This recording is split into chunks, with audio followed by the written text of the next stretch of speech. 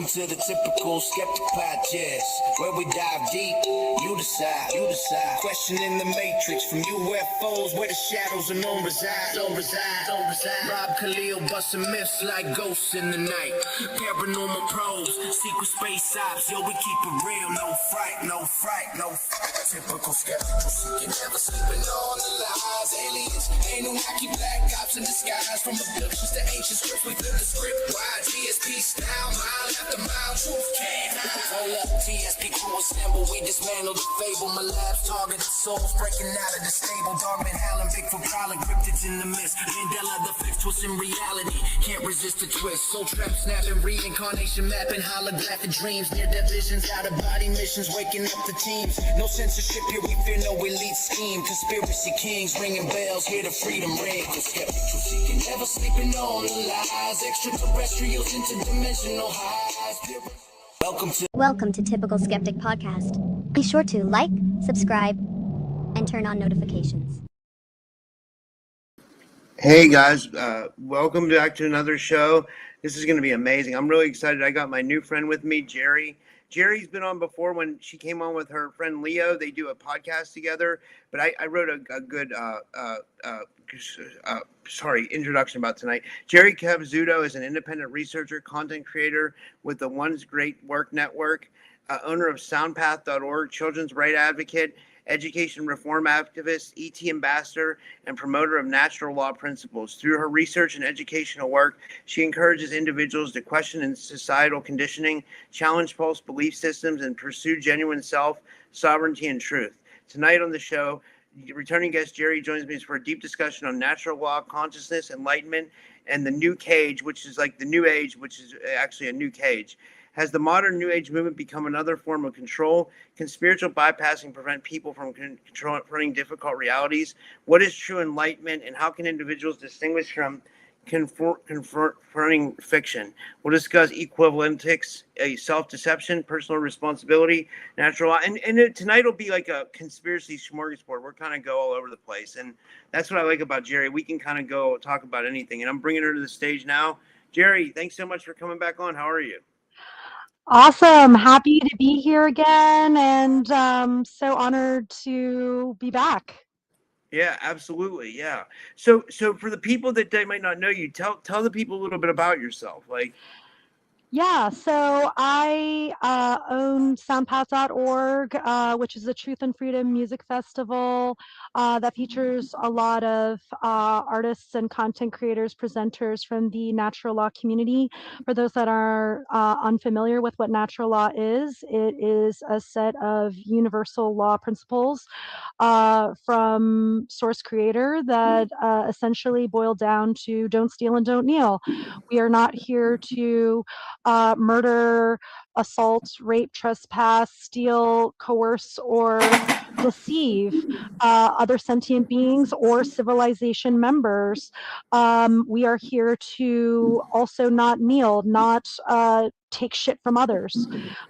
So yeah, that's basically what I am all about teaching. And to the ET research community, I like to say that essentially natural law is relevant to us in the ET community, because we're not going to get to parlay with benevolent civilizations if we're not moral, if we're not trustworthy, first and foremost.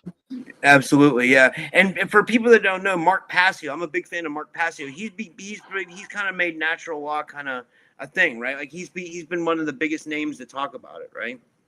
Absolutely. Mark Passio is an amazing teacher, mentor, and I just admire the level of work that he's done to aggregate the knowledge, because he didn't create natural law. This has been talked about in all kinds of ancient traditions, occult traditions, and he sort of aggregated all that research in a way and packaged it in a way that makes sense with this term natural law.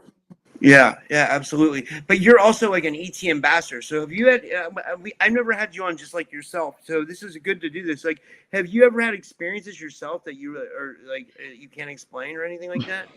Yes. So I touched on it a bit before. And I'm wearing sorry, I forgot to plug soundpath.org. This is my Truth and Freedom Music Yeah, Festival. I want to come to your music festival. Like, holy shit! Like, that's so. It's like weird because we've been getting to know each other and we've been talking and like, now I know that I keep forgetting that you actually have this music festival and I'm like, I love music. I've been in, obviously, we all, but like I've been into it my whole life. I've been like, I've always loved like different, like alternative, different forms of music, like hip hop and punk rock and stuff like that. And like, like, yet. So if you want, we could talk about that too, like your music festival. It sounds amazing.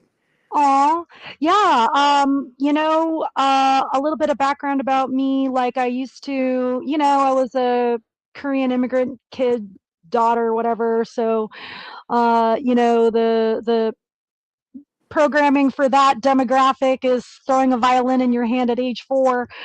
So music's been a huge part of my life ever since. And I've been in bands. I was in a punk band, shoegaze band. I play 7 instruments. Violin's my strongest. I play guitar, bass guitar, drums, piano, Holy shit. clarinet, and yeah, I also like to write poetry. I have an MFA in creative writing. It feels kind of icky to like be featured in my own festival. So if I ever do create again, I would probably not feature my work in my own festival. Uh, Yeah. but yeah, we have a great, and then we also do presenters. And we're coming up with a plan to do an East Coast tour between New Hampshire and Florida, creating a Freedom Underground Railroad of musical venues and performances and presenters. And if Rob, offline, if you want to talk about being part of that, we could stop in Pittsburgh and like figure something out with venues that you're familiar with or musicians you're familiar with that are kind of like spiritually aligned, basically anything that falls in the whole realm of conscious music, truth, freedom, spirituality over religion, deprogramming one's own mind, shadow work, spiritual evolution, all these concepts, anything that falls under those umbrellas, morality, of course, um, objective morality, I should say. Yeah, all that's great. Yeah, and the reason why I wanted to invite you on tonight is because like I was doing that show with Tommy yesterday, and you were like on fire in the chat. You were like really bringing up a lot of really good points, and like everything you said was like hitting on something. So it's like you're not just like about all this. You're like very aware of everything that's going on, and there's like I always say there's levels to like what people know, and like you seem to be on another level to kind of give you kind of props. Oh, thanks. That means a lot coming from you, especially since you have such amazing guests on your show that are very prominent in the ET research community. I mean, it's amazing. So yeah, going back to, I can kind of fold in the other question that I didn't answer. So yeah, so I've been a contactee since I was a kid. I would see entities as a child very routinely, kind of coming and going. When I was 8, and I might have shared this last time we live streamed. I saw this huge, like multi-football field, triangular black-shaped craft hovering over a Massachusetts highway sometime in the 90s. I was in the back of my parents' station wagon looking up, and it was like an aerial view of like a city only upside down, and it was like black. The buildings were black. The whole thing was just black, but there were little like lights, like red and flickering lights, and then I blacked out. So that was like my first craft that I ever saw. I've seen plenty of orbs. I've seen cloaked craft. I've had contact through astral travel. I've had contact through plant medicine journeying. I've plant medicine journeyed with psilocybin mushrooms, with DMT. Those two were very revelatory in terms of contact. I also try to attune, I'm an empath. I try to attune to life around me, rocks, uh, which most people don't think have life, trees, plants, animals, listening to the bird calls, noticing different signs in what the animals are doing, just always being presently aware. We have a unity consciousness. I am informally right now training to be a transcendental meditation teacher. I think the answers are within if we know ourselves first. Uh, if we master ourselves, we master the world. In terms of like law of correspondence from the Hermetic principles. So I'm all over the place. The Hermetic principles, the Kybalion, written by Hermes Trismegistus, who I think was an ET. I Yeah, think a and lot of the our reason why, sorry, I was going to say the reason why they called him Hermes Trismegistus is because he mastered the mind, body, and spirit, right? Right. Well, but I think he was an actual ET. That's what I'm saying. Like, a lot of people may think of ETs as, okay, a great alien coming to, abduct you or whatever. But, they've incarnated, they've been walk-ins in human bodies. They've been channeled. They've been telepathically communicated with. Um, I mean, these are all methods of making contact. It doesn't have to be, whipping out a phone and taking a picture of an orb. Yeah. Contact looks like many things. Yeah, absolutely. Yeah. And one thing that we are going to get into tonight, which is pretty important, is like this whole new age thing, which I've touched on before, but like it sounds like you kind of wanted to get into it. Like the new age is kind of like the new cage, which is like it seems like it's another form of religion, right? Absolutely. And I should know because I came from there. I had a journey where spiritually I was raised Catholic first. My priest as a child tried to molest me. Oh my God. He was at our house. My parents were very active in the Catholic Church at the time. And essentially, he asked me to lie down in my parents' bed. And my higher self told me to run into the bathroom and lock the door, and I did. He kept knocking on the door, telling me to come out, that he's sorry, and then don't tell your parents. And when I told them, they did not believe me. And at 8 years old, that was my first introduction to mind control. People think that they're not part of a cult. Most of us are. We're in one gigantic satanic ritual. If you're not in the Catholic cult, you're in the atheist cult. You're in the materialism cult. You're in the money worship cult. You're in the new age cult. You're in the, I would say, sports cult.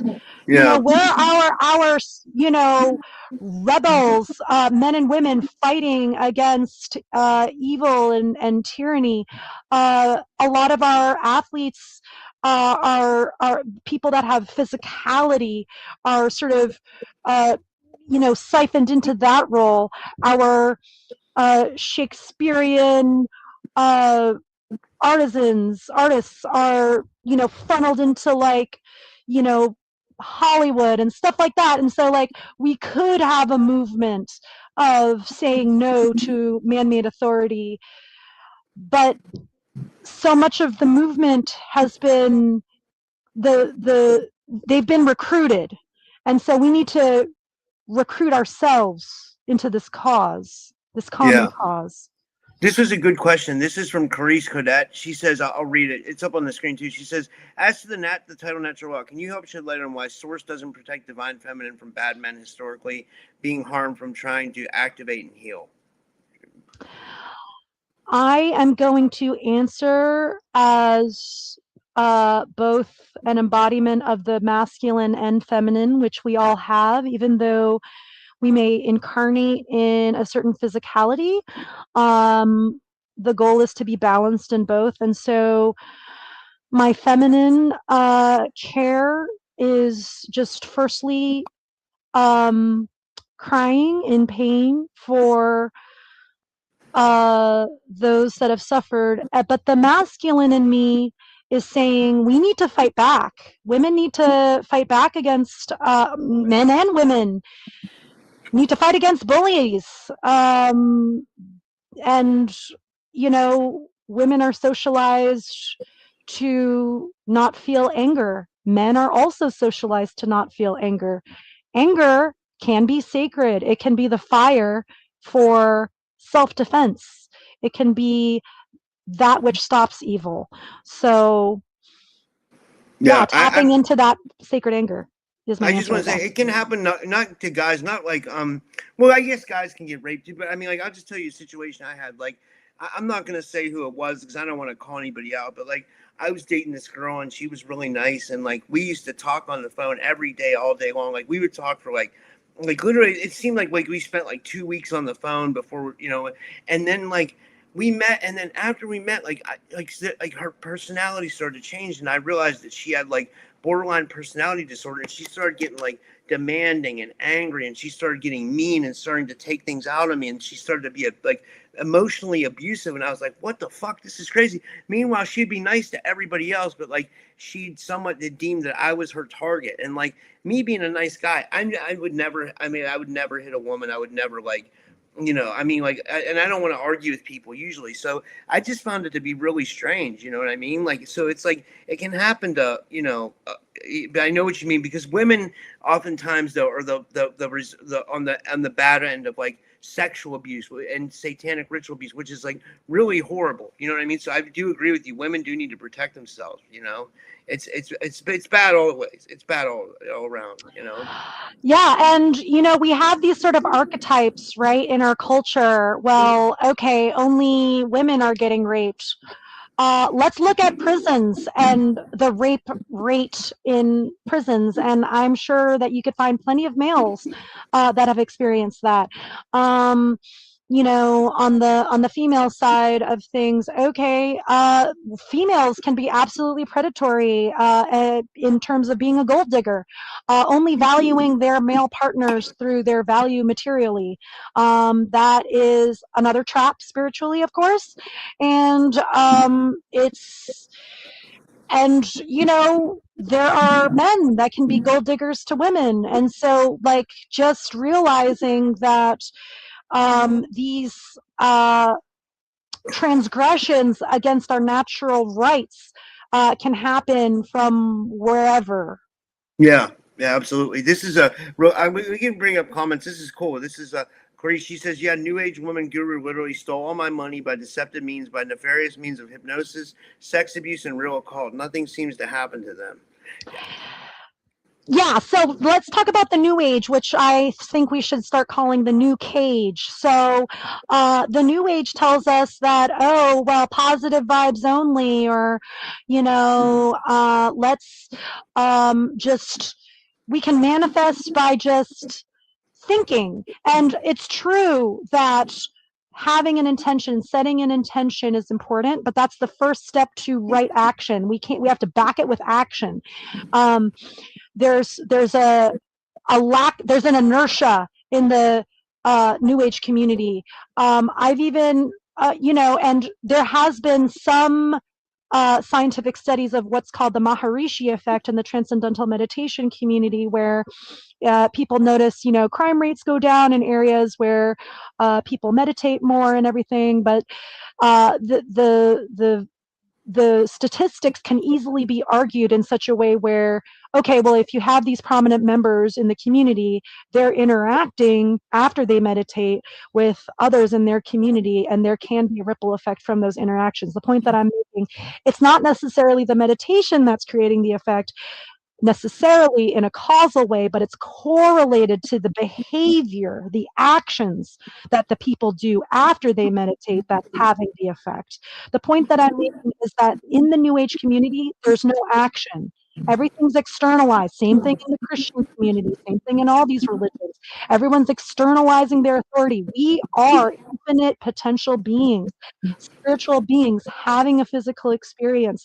We cannot manifest unless we put action into it. The other thing that is really sad about this story is, there's a lot of gurus that are very predatory, and it's the case in all religions, and New Age is no exception. Yeah, absolutely.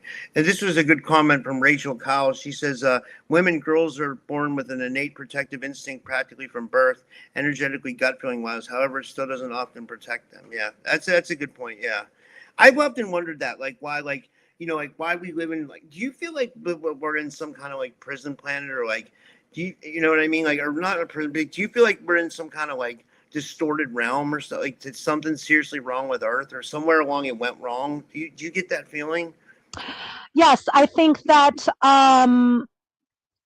at the sort of shadow, sort of dark occult levels, they engage in widespread child uh, rituals, I'll say, so we can stay alive, that are predatory. And these sacrifice rituals open portals into other dimensions, and dark entities enter our 3D realm that way. And this has been talked about in all kinds of literature, predictive programming, movies, etc. So it's not me just, bringing the concept up out of the blue. Like, there's an awareness of this. If people look at, there's a huge, you had mentioned, wow, you know a lot. I don't know a lot. I listen to people that know a lot. I listen to SRA survivors. I listen to ET contactees. When you're researching, go to the primary source. Don't listen to me or Rob. Listen to well, unless you and I are sharing actual firsthand contact stories. That's different. But Yeah. um, you know, uh, like, I'm listening. How did people get their information? I want to know where they got it from. You Yeah, know. absolutely. I'm the same way. That's why the name of this show became Typical Skeptic. Like, I let everybody come on and say their piece, and, like, I don't give much pushback. But, like, in my life, I'm kind of skeptical, and I like to see proof of stuff. You know what I mean? Like, I don't really challenge people. You know what I mean? But, like, so I question a lot of things. I really do, and I think we should. I think we should do that with, like, a strong discernment. You know what I mean? Because everything needs to be questioned. I believe. Everything. Like, I don't know. Like, I I love that. And I love that your tagline is "We go deep, you decide." You're essentially encouraging people to go through the classical sort of method of learning, which is called the trivium. The trivium was basically, in a nutshell, it's inputting knowledge, processing it logically, and sharing that knowledge output with rhetoric. And so they taught this to the Roman slave masters. And, I learned the trivium through a gifted program that I went to at public school. They give this training to people they want to be groomed into a social engineer role. I was so wait, groomed. you were part of the TAG or GATE programs, the Gifted and Talented program. Yes, I was part of CEE in elementary school, and then I switched to private school after that. But yeah, they gave us they taught us the trivium. We did all kinds of, like, puzzles and, logic puzzles, word problems, sort of hands-on activities, basically all the stuff that most public school students aren't taught, because public school is a public indoctrination system for worker bees, as shown by the Prussian model that was brought over to the American education system as well. Absolutely, yeah, absolutely, yeah. I was getting to these comments here, yeah, and what is when we're talking about natural law? What is are there certain principles of natural law that we should know? Yeah, so a lot of them are based on the Hermetic principles, as I mentioned, by Hermes Trismegistus, but and the Kybalion. But beyond that, uh, a lot of Mark Passio's work and others on the onegreatworknetwork.com, we take a sort of integral approach. So it's all about deprogramming our minds. It's about not lying to oneself and to others. It's about not harming other sentient beings and not taking shit. It's about care, generating true care. The lost principle. We have these seven hermetic principles. cause and effect being the main one, that you know, the immorality, the slavery that we see in our society, that is the effect of our immoral choices as a collective. We have slavery uh, because of this. And so, you know, we have the law of freedom as a concept in natural law, that as morality increases, freedom increases; as immorality increases, slavery increases. Um, we talk a lot about, just how we're in a giant cult. Yeah, yeah. No, this is from Terry. She says the system of systems are controlled by not so nice entities. There's no such thing as fair. It seems like I don't know. Yeah,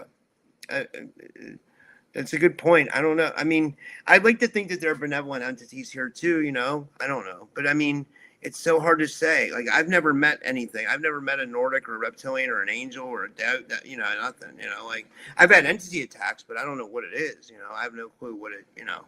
Um, So you may have and not even realized it. Many humans may have extraterrestrial origins and may not even be aware.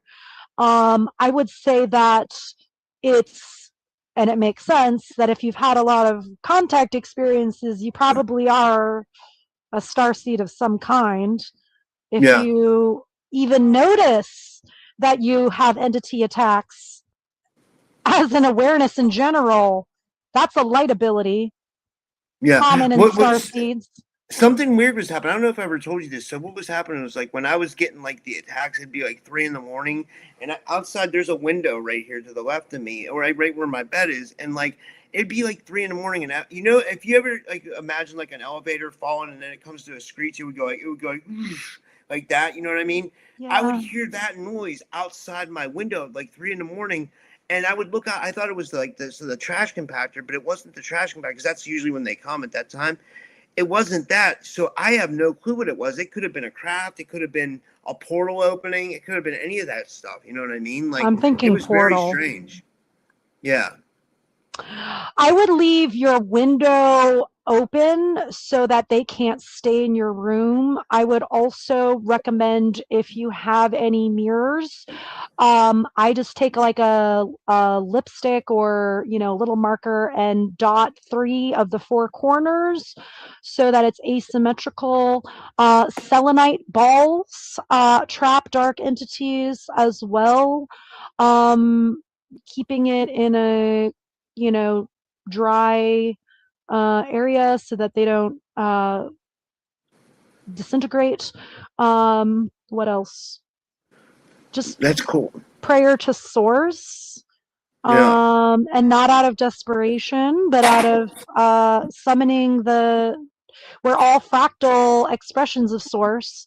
I know this not from a book, but through direct experience as a former agnostic. So I didn't get into. So yeah, so I grew up Catholic, and then I became atheist in college, and then I became agnostic, and then I had a born again Christian moment, and then I realized they're all religions. I've had religions this whole time, and then I kind of am now. I describe natural law as anti-religious. We're here to deprogram people's minds so that we can truly experience our own sovereignty. Sequoia says, "What kind of balls did she say?" They're selenite balls. So the crystal selenite Sequoia, like I have a piece of selenite here. I can't get to it because I have. Wait, let me see if I can get to it. Like I got to move some stuff. But my ex girlfriend got me this. So you're saying maybe this would work? Let me see if this will work. Like this came from a cave in Macedonia. I've showed this a couple times, but like this is a huge thing of selenite. This is Wow. but like yeah, it's my one of my ex girlfriends got it from, like I said, a cave in Macedonia. But should I put this like under my bed or something? Do you think, or like, or does it have to be the balls? I would recommend balls, but that could be helpful, I guess, in a pinch. I would just, yeah, just keep it dry because it will disintegrate with water. Yeah, yeah. What I was gonna say was you and Leo, and if people have not seen your shows with Leo, Leo's a Pleiadian incarnate. You guys teach equivalent. How do you say it? I'm sorry, I E- messed up. Butcher. You know, equivalentics, right? Yes, I just posted class 4. We have one more class 5 about to be posted soon. As you can see, I run a lot of projects. I do a lot of networking with other communities. I do the music festival thing. I'm doing Freedom Uprising Network, which is a fundraiser for the music.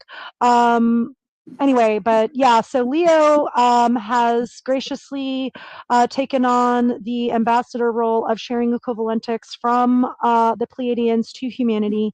It is a form of simplified quantum mechanics that isn't just about learning true mathematics and physics, but beyond that, and remote viewing, I would say.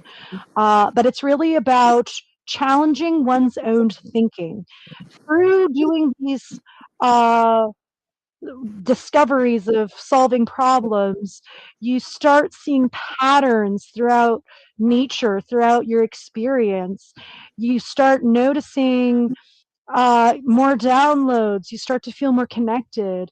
Um, it's a very, and mathematics is a universal language across civilizations. So I highly recommend that people learn it because their children on their planet learn equivalentics. So adults can learn it as well.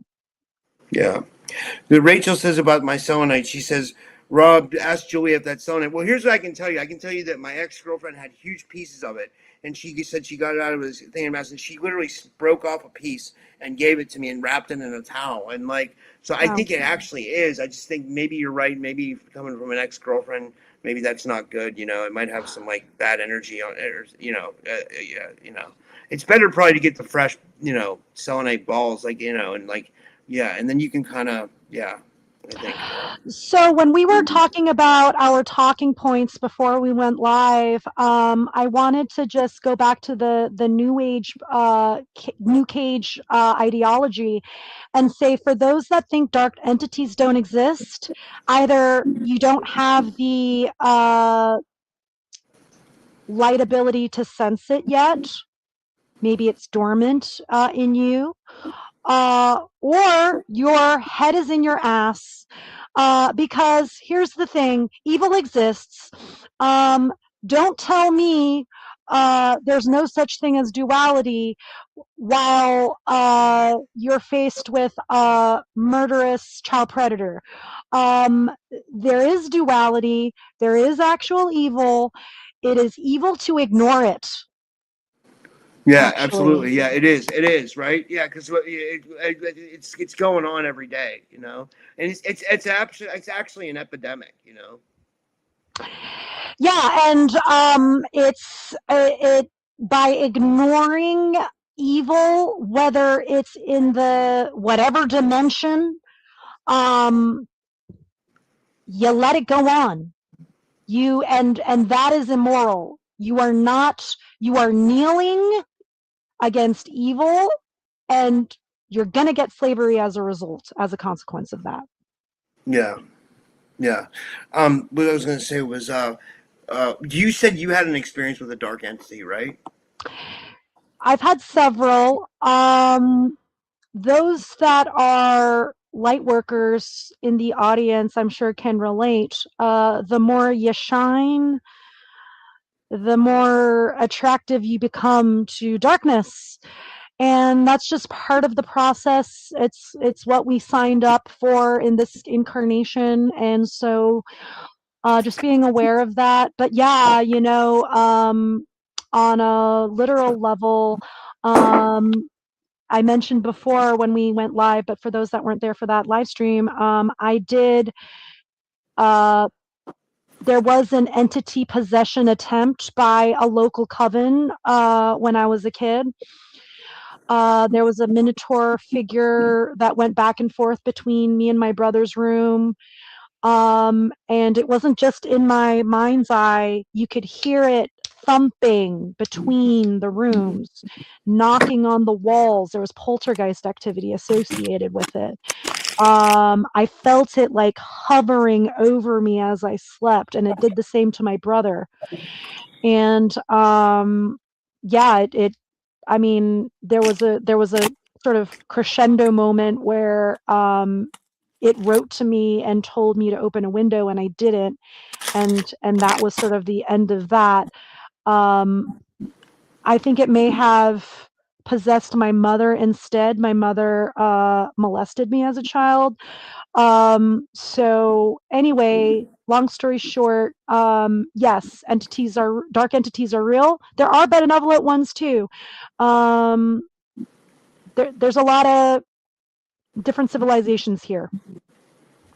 Absolutely, yeah. I always tell people there's like, when I smoke weed, I can see like astral entities. You know what I mean? Like I can see them. There's like I think there's thousands of astral entities that we can't see. You know? Yeah, especially in the periphery. I accidentally broke my pair of glasses, but I do notice more when I'm not wearing contacts. I notice more in the periphery. You can also close your eyes and just sort of like scan. Um, but yeah, I mean, it just depends on what modality. Some people might hear something. Some people might feel. I'm more of a feeler. Some people might just know. They just Yeah, know there's an entity there. yeah. This one's from Derek. He says PDF is a blood generational bloodline curse. I think it's really sick people. I mean, it's more than a curse. I think it's like people who are really demented, like people usually. I mean, it's usually people who have a lot of money. You know what I mean? Like, I don't know. Yeah. So my parents were both very abusive to me.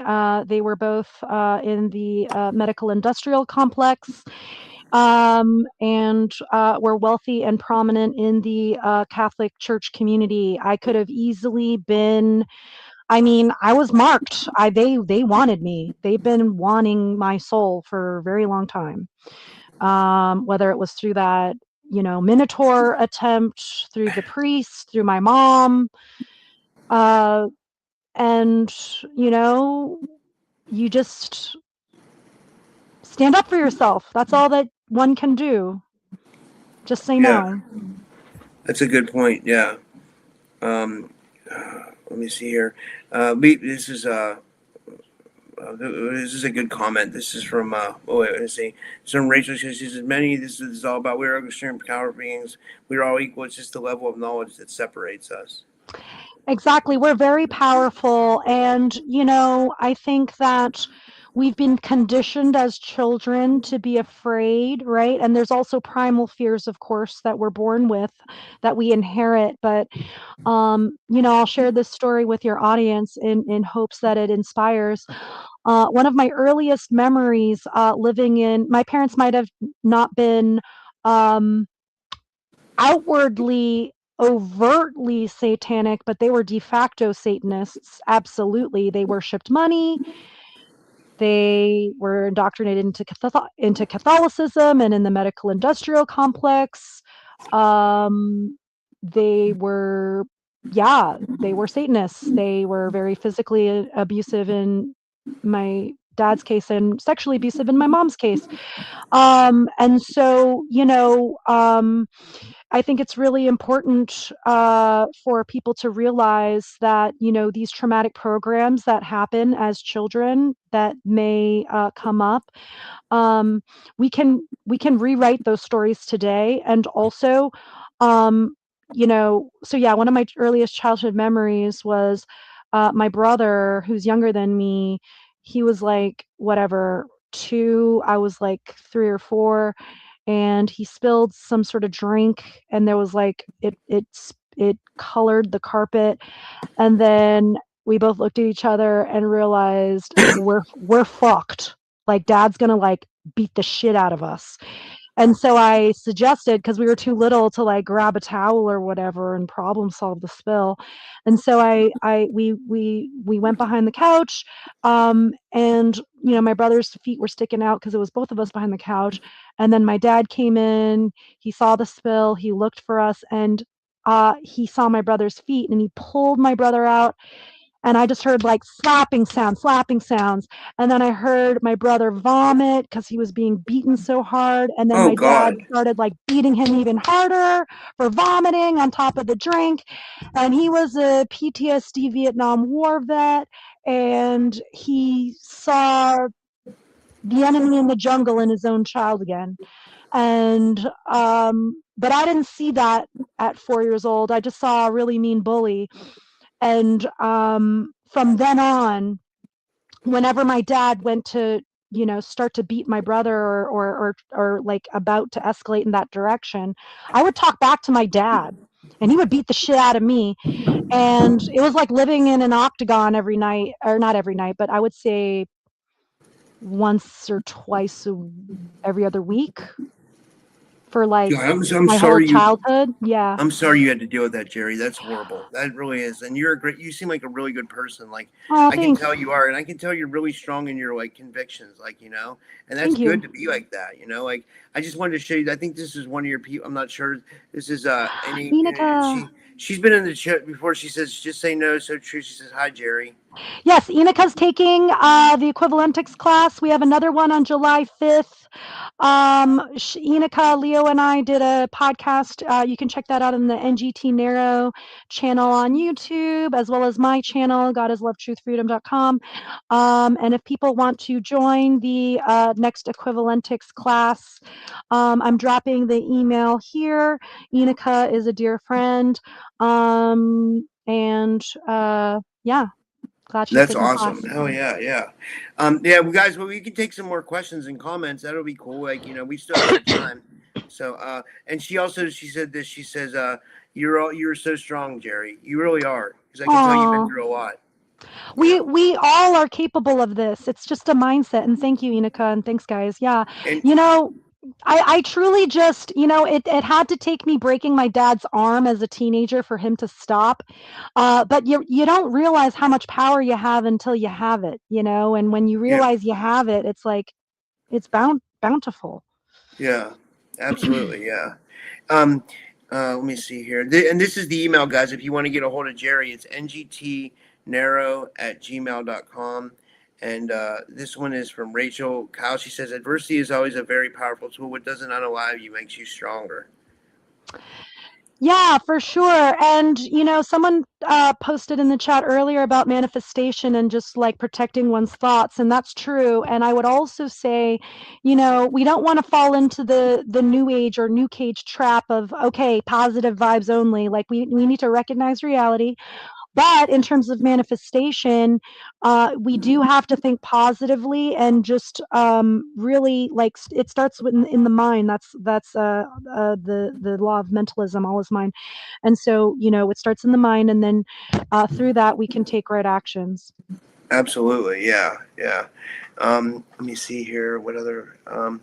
And how do you think we can achieve? One thing we were going to talk about, we didn't talk about, is how do you think we can achieve true enlightenment? Or is that possible? I think that I will say in my own journey, I think that firstly, just being kind to oneself as a process, that what may seem like setbacks, obstacles, failures, just trying to think of it as a learning opportunity.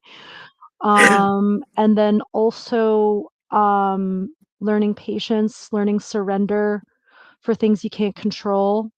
And then also sort of seeing one's own fractal divinity of the one that we're all a part of. And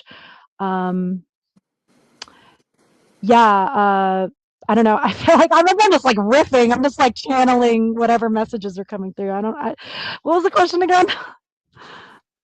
How to achieve true enlightenment, if it's possible. Like, Oh yeah. a lot of people talk about like the great work, like doing the great work, and Correct. Yeah. So the one great work. So once you do the great work on yourself of integrating the shadows within yourself, the childhood traumas, forgiving yourself for having religious thinking, for immoral actions and choices, and then moving forward with that, moving beyond the guilt and shame, taking right action from that space, Yeah. and changing the behavior. And then once that's mastered, once you've mastered the self, you want to share that knowledge with others. That's why true enlightenment can never truly be achieved until we are all free.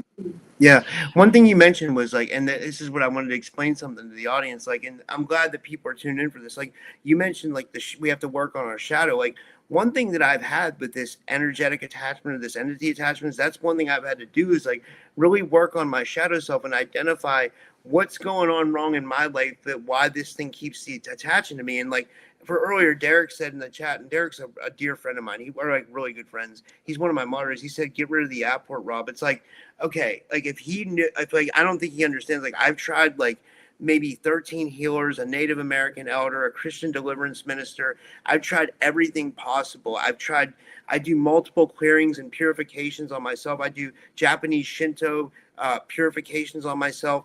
I do everything possible. It's like every day, it's like a spiritual battle. It's not as easy as just getting rid of it. If it was that easy, and like, you know, like Tommy said last night, Tommy thinks it's like, government, you know what I mean? Like it's like, you know, and it could be like, so I don't even want to put a name on it because I have no clue, but all I know is that it's just something I'm dealing with. But like what I'm saying is like, it's really made me dive into like myself, because I noticed something when I get like triggered or angry or upset, it kicks in more, you know what I mean? It's very weird. Like it's made me identify so much. And but like, it's like someone in the chat said earlier, whatever doesn't alive you makes you stronger. It's definitely done that, because I'm learning so much about attachments and entity attachments and spiritual warfare and like, you know, and shadow work, and like I'm working on myself. So, you know, when you guys see me, like, yeah, I'm truthful about having an attachment, but I'm doing a lot of inner work. Like I'm really like trying to beat this, and I'm very honest. Not many people would be honest about it, you know. I'm documenting all this. Oh, because also if something happens to me, I want you guys to know everything that's going on, you know. And I think I'm pretty clear about everything. I think I don't seem like a possessed person right now. I think I'm pretty clear about like my thoughts and everything, you know. I don't know. Absolutely. And just being aware that they may be sending intrusive thoughts, but that's all that they can really do. And then, you know, I used to like think of them as an enemy, and they are. And through seeing them as something to learn from, so that you can be a better spiritual warrior against them, you do have to start seeing where you are weak spiritually. Okay, I Yeah. have a trigger about this, or you know, I'm obsessed with this kind of thinking. And so it can, they are inadvertently teaching us how to be better warriors. Just like my dad, originally he thought he was beating a child, but what he actually did was train a spiritual warrior. And I think we all can be. You don't have to necessarily go through a traumatic childhood experience or set of experiences to come out strong. We all have this within us as part of our infinite potential. I absolutely agree. I agree. Yeah. And I think whatever doesn't kill you makes you stronger, right? And it seems like, you know, it's like I don't know. Do you feel like I said this earlier in my other interview? Like, so part of me feels like the veil's thinning. Like, I don't know if you heard me say this like in my last show, but last night I went out to smoke at like 3 a.m, and I saw this like weird like baboon, or I don't know if it was I can't remember the animal I said, but it was like it was smaller than a bear, but it was bigger than like a fox or raccoon, and it was walking behind the cars, and I only saw it for like a second, and I was like, holy shit! I was like, was that like some kind of like creature? Like I'm not even, it could be any animal. I don't want to even like you, if you know something about me, I'm always neutral. I don't want to say it's something because like, you know, I don't want people to think I'm lying or something like that. I have no clue what it was. All I just know is it would freak me out at 3 a.m, you know. But it was really bizarre. But it makes me think the veil's thinning and things are starting to come through, you know. Yeah, especially in your area, unfortunately, and anyone who lives in a religious area, religion as defined by belief in government, belief in Judeo Christian religions, belief in materialism, belief in left versus right politics. I mean, these are all religions. And so, if you're going to be in such an area where people are so mind controlled, that's going to be the perfect looshing farm for entities. And so, if you're a spiritual, light worker in such an area, yeah, it could have been a skinwalker, could have been some sort of astral critter that you saw passing by. Who knows? Yeah, this is Tommy, by the way. This is his name, Jimmy Chopstick. He says, no idea. He says, I'm under attack and losing. I think he was answering someone's question in the chat, but like, I feel really bad for him because he's heavily targeted. And I consider Tommy like a brother. I hope he's okay. And like, if you guys know Tommy, reach out to him. And I think we all need to stick together and help each other right now because, Yeah. like we are all in a big battle. And I want the best for Tommy. I really like him. He's been a great guest for my show. And like, he's an amazing person, like he just sent me a skateboard out. Like, that has my podcast name on it. He made it. He's an amazing artist.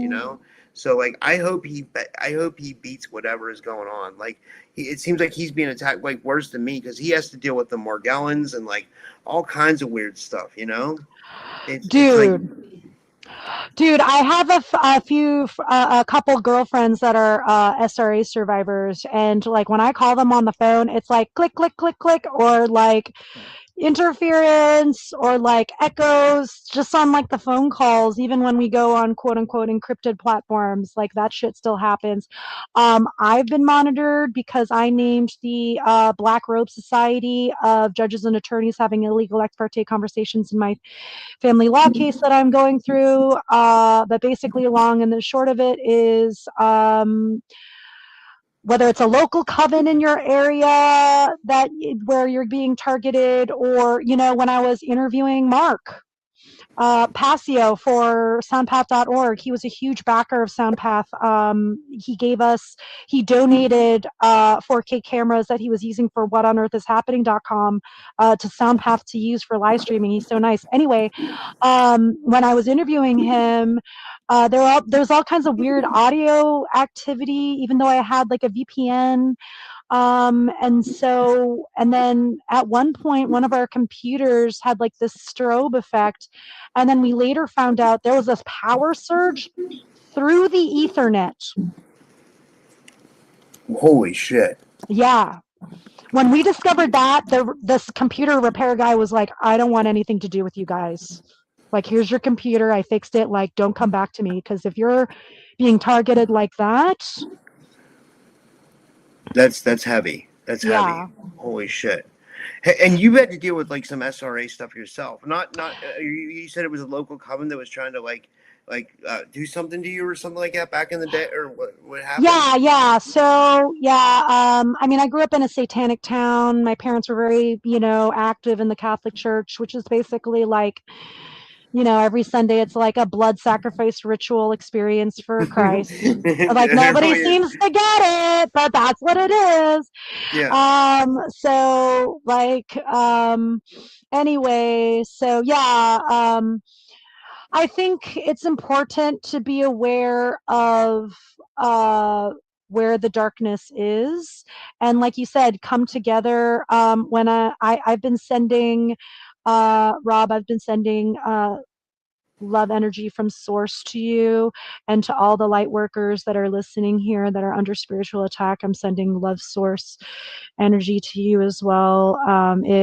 We are under the illusion that we are alone, and we are not. We are connecting now in this time space continuum experience, and we are strong together. absolutely. That was really well said. I agree 100%. Yeah. Yeah, this was a great show.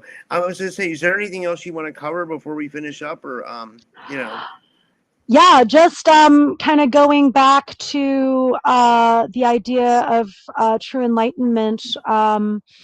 It's not enough to, okay, now I've mastered myself. Now I've or So firstly, viewing it less as a destination and more as an ongoing process. That's what I was trying to get at before. But then also, once you feel like you've reached a certain level of mastery within that process, making sure you're sharing that knowledge with everybody, as you're doing, as I'm doing.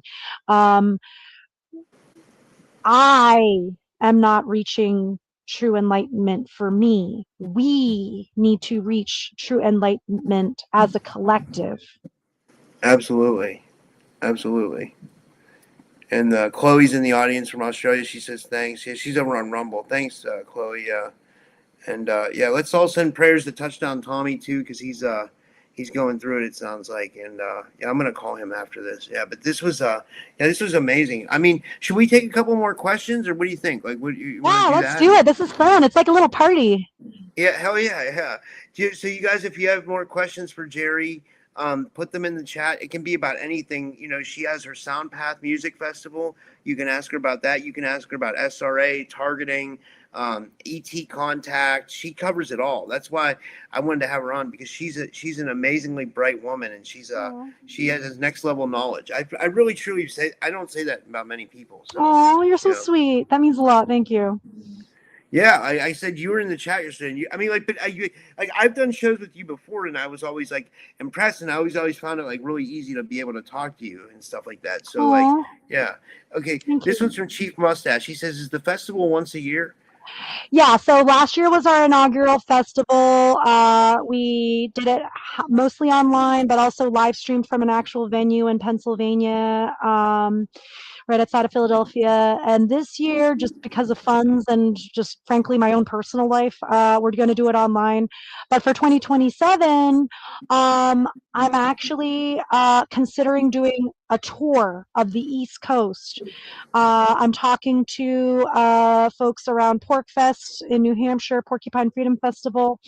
They're decentralized this year, but I'm talking to an organizer there at the warehouse .org, so the wearehouse.org. We're getting some musicians there, and then Oh, you know what? Tommy could play at your festival. I don't know if you heard him play last night. yeah, He's amazing. You know. yeah, anything that falls into I want. So going back to the idea of enlightenment, what is enlightenment? Let's define it. Okay, it is light is truth. Light is right. Light is moral, correct actions, not harming other sentient beings and not taking shit from others that are harming other Yeah. sentient beings. Yeah. Absolutely. I don't know if this was directed at Tommy or me or both of us, but they're saying Rainbow Flame says he says a coven is what you said. You have a portal around you somewhere. Dark witches are at the portal. You were stronger than them. Close the portal door and a sigil on it. I've tried to do that. I've tried to do everything closed portals. Someone told me to do a lesser banishing ritual, and I was like, I don't know if I want to do that, because I've never really. I don't mess with magic too much because I don't know enough about it. You know, I know it works and it's very powerful. I just don't want to. I don't know enough about it yet. You know what I mean? I don't know if I want to dabble. Like, you know, because I heard sometimes if you do stuff like that, you can open up. Things can get worse. I mean, like I don't. I just don't know enough. What do you think, Geri? So, firstly, on a spiritual warfare level, if you feel attacked, a quick little return to sender invocation is always good for that. Sometimes I visualize myself in Chrome and it's just like everything's bouncing off.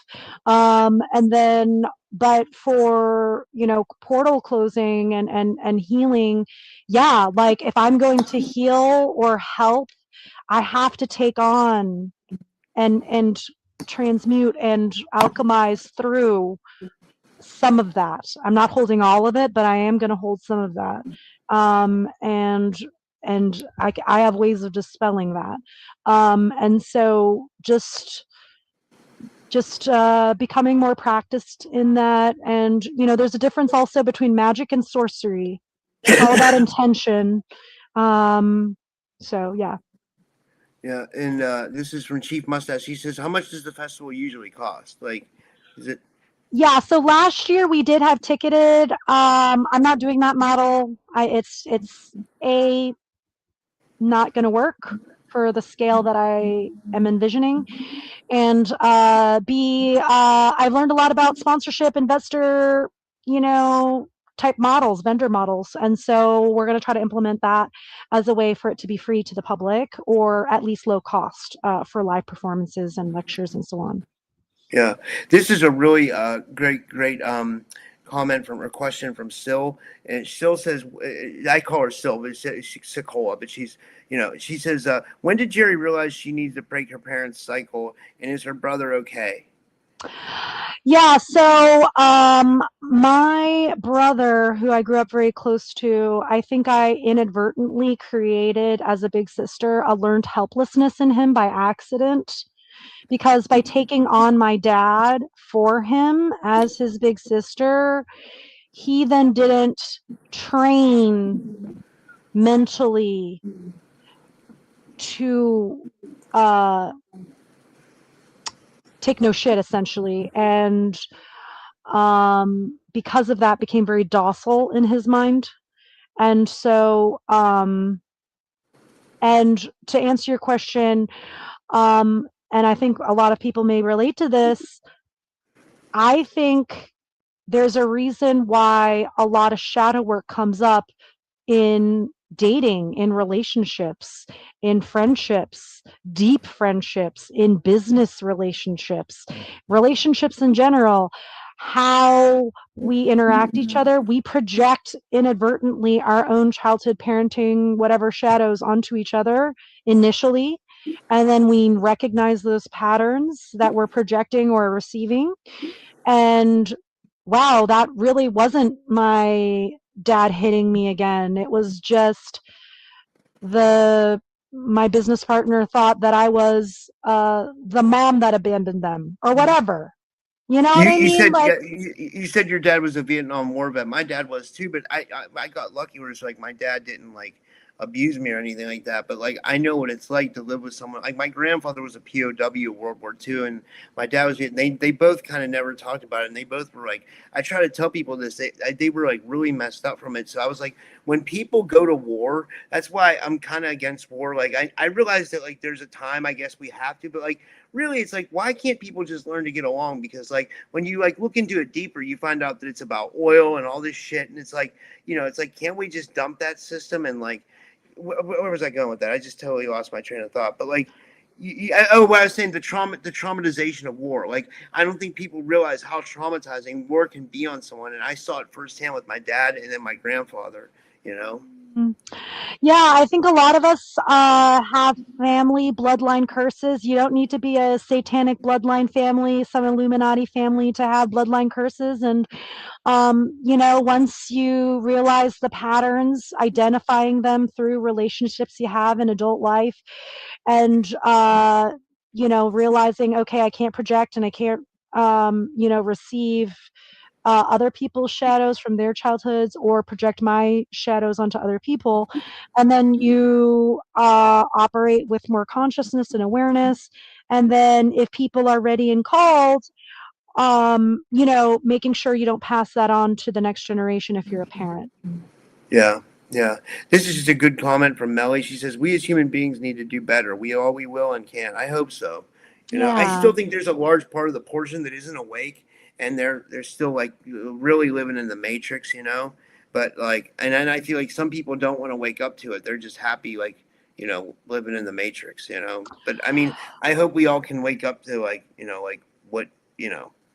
Yeah. Dude, I literally had this dream where like I saw humanity in a giant line, and then I kind of zoomed in on one portion of the line, and it was my ex that's giving me and my kids trouble, our kids, I should say, and my mother-in-law who's also giving the family some trouble.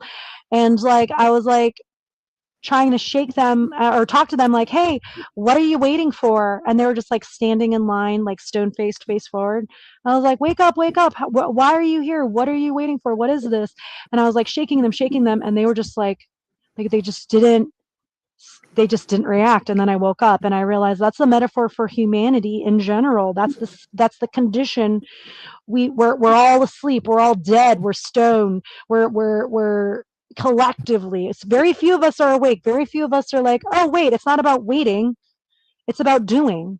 It's Yeah. about we're not waiting for life to happen to us. We have to make it happen, and be empowered. And a lot of people are just waiting to die. Dude, that you hit on something. So, I trust me, like I love doing my podcast every day. I absolutely love what I do, but at the same time, I feel like I'm stuck here in Pittsburgh, and I'm behind this desk every day. Like last summer, I got to go to I went to Florida for the conference, and then I went to Iowa to visit this girl. But like that was kind of it, you know what I mean? Like other than that, I was in this house every day doing podcasts. Like I would love to take this show on the road, or like, get funds for that, or like somehow, like, I don't know, because like I don't want to live my life behind this desk every day. Like I want to be out experiencing the world, and I got to find a way to make that happen, I think. Yeah, so I'm filming this from my RV. Oh, that's my dirty clothes. Yeah, so I'm the I same way. Like, I'm the same way. If I showed you, I have a bunch of dirty clothes on the floor too. I swear to God, I'm the same way. I do the same thing. I don't care. Yeah, yeah, man, like I really don't like I think if people can just start with like deprogramming themselves out of the rat race, out of money, out of worship of money, that's like a great like first step spiritually. But yeah, like sort of crafting one's life. Okay, back engineering it. I don't want to be behind a desk. I don't want to have a 9 to 5. What do I want? I want to have the van life. I want to go to national parks with my kids. I want to podcast on the road. Well, what do I need for that? Okay, well, maybe I can take some funds from this 9 to 5 that I'm about to quit and like move it this way. And then, like, you just kind of like back engineer the reality that you want to manifest, and you yeah, just do it step by step. It's not going to happen right away. And the bigger the manifestation, the more patience you're going to need and more time, more runway. But yeah, dude, I would love to go on the road with you. Let's just like fucking, and we could do like a fucking like UFO, natural, spiritual fucking music thing. yeah. Do you do RV life? Do you live in an RV? Is that what you said? Yeah, right now, my original vision was to do homeschooling on the road with my kids. That's not able to manifest quite yet, but that is a long-term goal.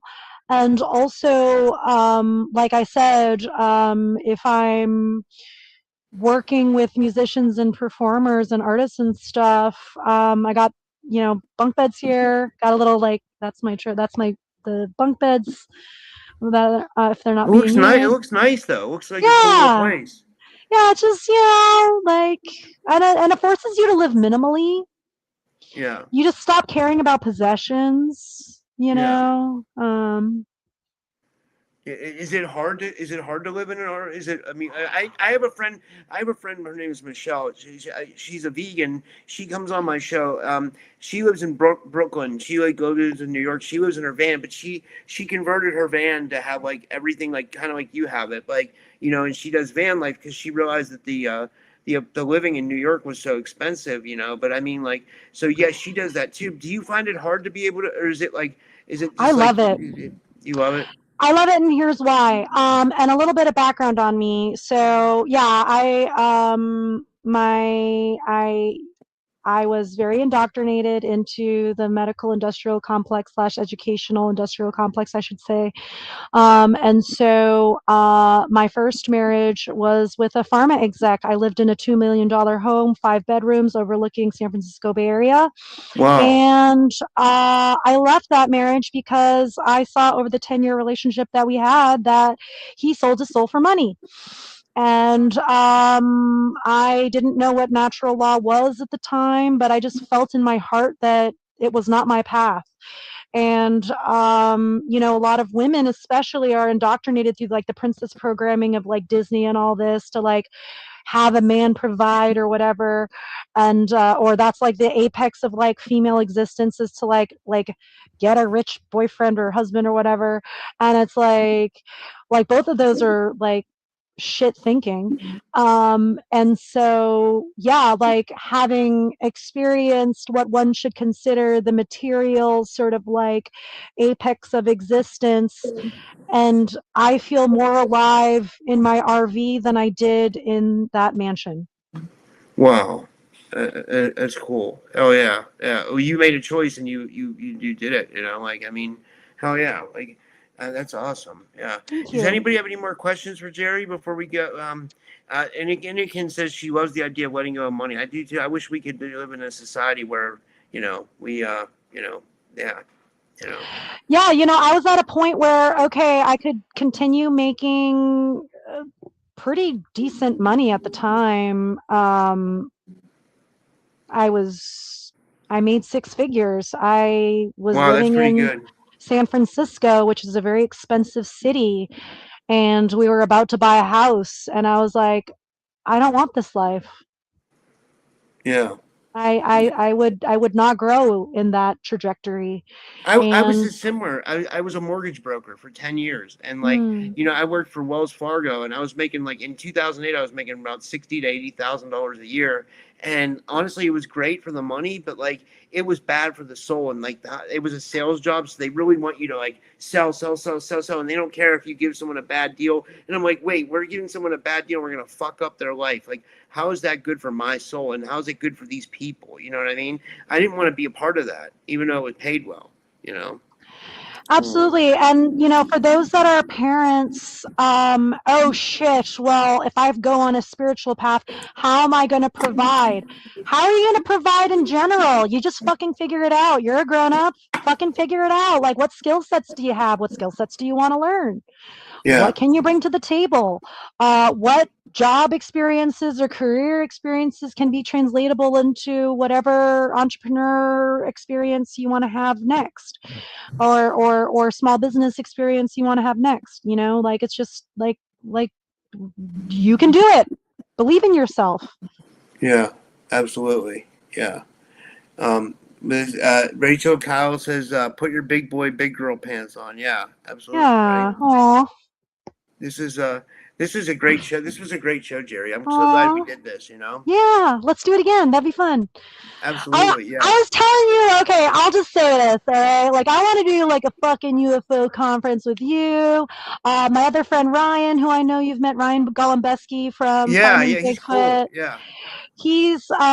He runs Bigfoot conferences, cruises routinely. Like, if we could just learn from each other on how to do the conference thing, what we've Well, yeah, learned. it's I don't. I know you watch my show too. Like I've been Yeah. saying, like that I want to put a get together together. We've been saying that we want to do it, and like a lot of the audience is down for it. They all want to get together. So I just got to do something where I organize it, and I haven't been good about like getting started and trying to figure out. Well, I don't know if I want to make it a conference or I just want to make it a get together. A lot of people are saying just make it a get together, but like I don't know. I was thinking doing New Orleans because like I like the idea of New Orleans. I don't know, like what do you think? Like, I would say, and I've learned a lot from our mutual friend Corey Enderlot. Start where you are, maybe just if you have like a local business that'd be open to hosting an event or some sort of community center, that doesn't charge for you to, have a gathering, or just like meet at the park, get a GoPro and just, share ideas. I mean, we're doing it now. Like, we're having a online community experience right now. But yeah, I'm totally with you. Like, I don't like being behind my camera. I'm behind my camera a lot too. I've been trying to like swim and like be in nature and stuff. I can't. It's very, the blue light, Jack Cruz, like the blue light's really bad for us guys, like those that are doing Yeah, content I creation. had it Like, turned off completely on my other computer. I had a dimmer on my other computer. I gotta find this is a new computer. I yeah, I gotta gotta find the dim dimmer mine. on this one because like Yeah. it is bad. I can feel it on my eyes. That's why I was kind of like because I did a show before this and this one, and now I'm starting to feel it on my. You're absolutely right. Like because I don't have the dimmer on this one. Like you know what I mean? How there's like a blue light dimmer on the computer. That helps a little bit, but like Jesus, yeah, I definitely feel it. Well, and Jack Cruz, it affects your mood. It Yeah. affects your hormone regulation. It affects your sleep cycle, circadian rhythms. Like there's a reason why they studied the shit out of this in the CIA and prototyped it in Las Vegas and then brought LED lights to the world, telling Wow. everyone that it was all about, energy efficiency. Meanwhile, they're sitting on free energy technology from Tesla and other civilizations, Yeah. and they won't give it to us. And so now we're all just waiting for AI to be so energy consumptive that they'll just have to give us free energy at this point. Like, Oh, fuck what them. do you think about the data centers? I mean, do you think it's a big like it's a?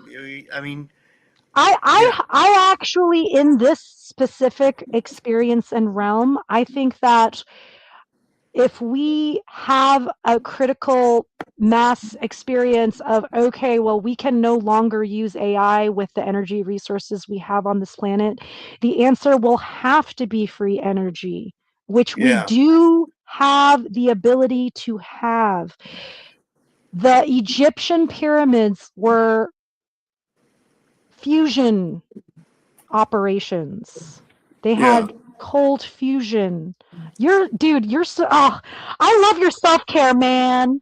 I'm I wearing mean, my hat, I'm doing the chinky eye thing. I'm I gotta dimming give my Melly screen. I Star got said there's I too wear much my blue light. sunglasses at night. I was like, I have my sunglasses right here. I can put them on, so like that it helps Yeah, my eyes a dude. little bit. Now I can go for another 2-3 hours. We can take calls. No, I'm just kidding, but like I can go for a little bit longer. Like no, I mean I do so much podcasting. You I do love it though. do. I do love it. Like it's my favorite thing. I want to do this for the rest of my life. I really do. I really enjoy this. Like I mean, I don't know. You I inspire love me, talking. man. What's that? You inspire me. You're constantly podcasting. I know. I'm a little burnt out to be honest. I am a little bit, but Mm. like I just like I don't want to quit. Yeah, I'm not gonna quit. I mean, I just don't want to. I don't even want to take a break. I mean, I know that people say you need to take a break, but I don't know. Like, I mean, I will eventually. Okay, here, and this is another sort of new age, okay? There's a difference between, occasional self-care and just laziness and procrastination. Like, we want to make sure we're not workaholics, avoiding, our feelings in the shadows of our traumas of the past or whatever, and our, backwards thinking or whatever the fuck. And we don't want to be lazy and procrastinating and doing nothing. We want to, take breaks. I try to take breaks daily. Meditation. I've been meditating. Absolutely, absolutely, Yeah. yeah, yeah. That's um. Uh, let me see here. Let me see if we got any good comments. Uh, this is a good one. This is from Rachel. She says, all the good info here tonight. Last two shows will naturally raise people's vibes, disintegrates and ripples across. This is why the veils thing. There's an arms reach out for most of us because sharing it. Yeah, I agree. Yeah. Yes, the work. So, no spiritual bypassing. Don't wait for an external deity, entity, authority, man made or religious or otherwise, to change. It's not just about raising your vibes. You have to do work. You have to podcast as you're doing. We have to spread the word, activate people. My friend, Derek Bros, he's been kind of like a big brother to me in a way. I really look up to him as well. He's doing an activation tour right now. He's basically doing what you and I are talking about. I'm like studying what he's doing, and I'm like, I want to do that too. Let's just fucking take these podcasts on the road. And that's exactly what he's doing. And he's just doing it in like parks. And he's not Wow, like that's paying like a huge amount for like these huge ass fucking, Madison Square Garden type venues. He's just like meeting people up at like people's houses, parks, community centers. He's keeping it chill, and people are showing up at some places. It's nice. He's really inspiring. wow. That is cool. I think I've heard of him. What's he talk about, or what's he? Yeah, so DerekBros.com is his, I guess, main website. He does so much. He's on the OneGreatWorkNetwork.com as a content creator.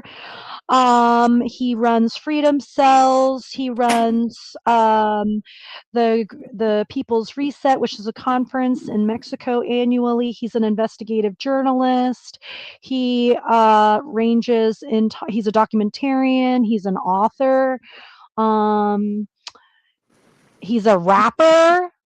Oh, that's cool. 33 is his rapper name, and he's good, and he's got another album coming out. And I'm just like sitting there being like people like you, people like Derek. I'm like, yo, I gotta step it up. Like these people are like fucking I'm a little, I'm a little competitive, like in a friendly way. I wanna keep up with you guys. So, Yeah. Well, you're doing the work. You're like, oh, you have so many things going. You know what I mean? Like, I can't say I have a music festival. You know what I mean? That's amazing that you're doing that. You know, that's like oh, next level. You know, like I want to be a part of it. You know, if you ever want a presenter, I'll present. You know, at your music yay, festival. You know, like for sure that'd be yeah, that'd be awesome. great. Yeah. I would love that. I'd be honored. Yeah. Well, Yay. this was awesome. This was a great show. Yeah, yeah. Well, yeah. Do you want to tell people where they can follow you, Jerry? And thank you so much. And like, yeah, and you're awesome. Like, honestly, like this was Aw. great. Yeah. You're so sweet. Yeah, I'd love to come on again. Hopefully, Leo's traveling right now, but maybe like physically traveling. Soundpath.org. I have so many websites. I'll just stick with those two for now. I want to do the narrow channel. So yeah, I have these are mine specifically. And then I have a YouTube with Leo where we talk about equivalentics and stuff. Um, and that is at narrow NGT. So that's this Oh, and I as got to a ask you link. real quick, why the name General Fake Meat? I love that. It's kind of cool. Okay, so I used to be a stand-up comedian and amateur, very amateur. And I did a few shows in like DC, New York. This is back in the like the early or late knots, I guess. And so I deleted all the comedy that I did. It was a lot of Who's like, your favorite comedian? I love like Theo Vaughn. I like Joey yeah, Diaz, Theo Vaughn. I'm a big fan of them. I like who else? I like what's his name? Shane Gillis. You know, they're all, you yeah. know. I really like Carlin. I like, Oh, I love Carlin. Yeah, he's the one who said yeah, we were in a big club and we're not in it, or there's a big club and we're not in it, right? yeah. He was somebody who really told the truth in a way that was like haunting, so much so that you had to laugh because otherwise you're like just scared out of your mind, like, oh fuck. Yeah. But yeah, he's awesome. Rest in peace. Also, rest in peace, Mitch Hedberg. Yeah, I love Mitch Mitch Hedberg. He's Hedberg good. was like genius level. Like he brought back the one-liner jokes. No one was doing one-liner jokes anymore, and he brought them back. And he like elevated like the punny dad jokes. Yeah. You know what I mean? And like he was like stupid smart. Like he pretended he was stupid, but he was actually really smart, you know? I like Zach Galifianakis when he first came out in the movies. Yeah. He had an interesting, funny style, you know. Yeah, who else is a good comedian? In the ET space, um, I mean, Ricky Gervais is atheist, but he does have some like ET type jokes sometimes. We should start like an ET comedy show. That would be cool. We could do it like once on here, and I could bring them on StreamYard, and they could do their sets. But we would need people to laugh too, because they could tell jokes, but then nobody would be there to. I mean, like you know what I mean? Like we would have to somehow get an audience somehow to like or I don't know, like how would we get reactions? You know what I mean? But it would be Well, fun. yeah. I mean, do you know any comedians besides like I guess me? Who else I is? think you're the only, and in our community, I think you're one of the only ones. I don't know I too don't know many. anyone doing ET research comedy. Yeah, that's cool. Do you have any funny ET jokes? I mean, immediately I'm thinking of like anything with a punchline involving an anal probe. Nah, yeah, yeah, No, I'm vegan because I've seen too many cow mutilation videos. I don't know. I just made that up. yeah. That's a I don't good know. I one can't though. really Yeah. think of any right now. Are you Whenever are I you tell ve- people, are you vegan for real? yeah, I am. Although I will admit to your audience and to myself that I do occasionally, if there's dairy in something, I'll be like, I will, eat it, but Yeah, yeah, definitely not meat. I do think that in the Vedic tradition, especially, there was this concept of prana, of life force energy. yeah. And there's a Absolutely. reason why in the satanic ritual abuse, they involve animal sacrifice as well. The looshing involving the dark entities isn't limited to just the children sacrificed, but also the animals. They really make sure to torture the animals before sacrificing them. And it's, spiritually, conceptually, and I know a lot of people may not want to hear this, but where's the line between an animal and a human, between cannibalism and meat eating, between a chicken salad, my miscarriage, and me burying my dog? That's why I became vegan. I had a miscarriage. I was pregnant again. I was about to eat a chicken salad. I had just buried my dog, and I had an existential crisis looking at that chicken salad, and I just couldn't do it. I couldn't do it because I was like, dude, like that chicken has more sentience than like the babies that I lost, probably similar to the dog that I loved and lost. Um, and there's a lot of, sort of like, uh, one could argue, the way we treat sentient beings, and that includes animals, is reflects on us. And if,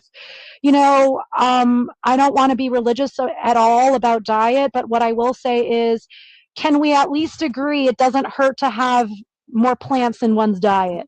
That's Yeah, no, all. it really doesn't. It's Let's really just good. start Yeah, there. We don't have to yeah, eat meat with every meal. yeah, yeah. I mean, actually, the coniferous greens, or the leafy greens, they say are really good for you. Got vitamin K2 and stuff like that. It's like a known fact. Yeah, yeah. And like, it's weird that like when people get like the big C, that like a lot of them juice, or they start juicing. You know what I mean? Like, Dude, I'm all about juicing. I love juice. I drink juice every day, dude. But yeah, like I try. Oh, so general fake meat. So yeah, so I was vegetarian for a long time, and I remember opening up a, Asian vegan whatever menu, and instead of saying General So's chicken, it said General Fake Meat, and I thought that was funny. that's hilarious. That is funny. I can't believe they had that on a menu.